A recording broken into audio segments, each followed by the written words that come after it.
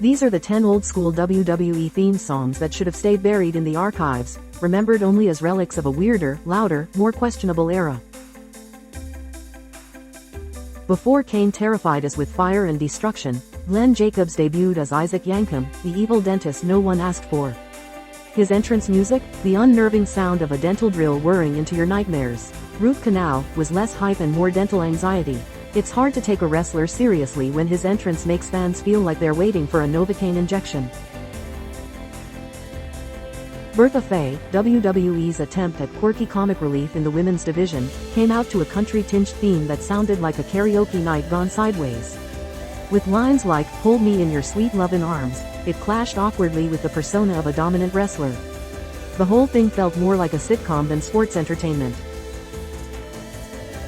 Terry Taylor's Red Rooster gimmick was already a stretch, a man who strutted like a chicken, complete with red hair styled like a comb. But the theme song sealed its fate. The rooster included literal rooster crowing. Yes, actual animal sounds. It was less intimidating entrance, more Saturday morning cartoon.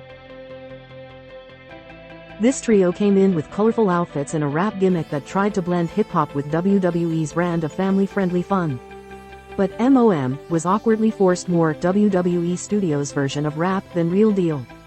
The beat was basic, the rhymes were clunky, and the energy just didn't match the performer's talents.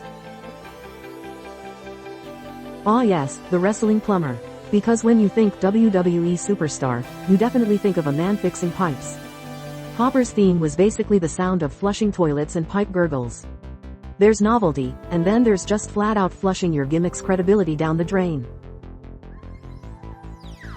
This Canadian law enforcer character had a theme that literally screamed, "I'm the Mountie," in over-the-top fashion.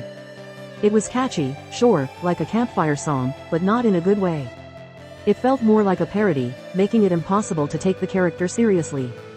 Plus, it didn't age well, especially in the US-Canada wrestling rivalries of the 90s.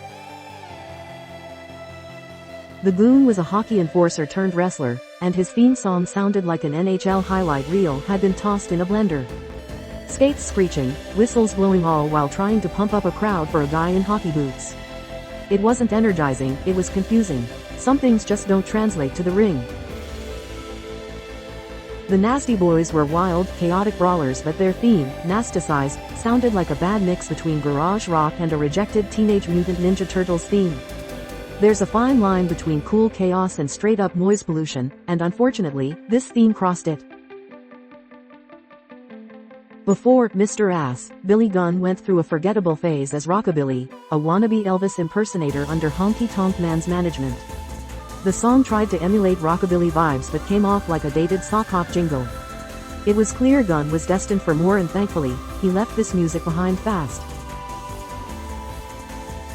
WWE really tested its audience's limits with Bastion Booger, a gimmick that leaned all the way into gross-out territory.